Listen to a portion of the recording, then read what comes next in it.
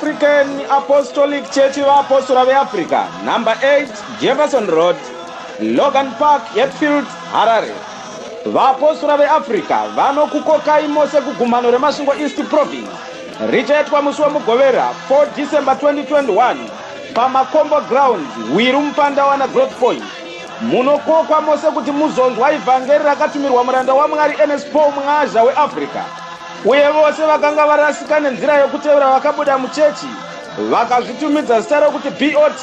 Munokokwa kuti mudzoke kuchechi yenyu muzosunungurwa, nokuti vamwe venyu vakasunungurwa pagumano reHarare nechitungwiza svondo rapfuura, nokuti kuna Mwari hakuna unorambwa kunyange aipa sei. Vanorwara vanoporeswa muzita raJesu, Mark 16 verse 15. Kuti munzozvizere, batai Reverend Chisango panhamba dzenhare dzinoti 0772 384695, Reverend Muchai pa 0772 882575, Bishop Mufute pa 0772 901138.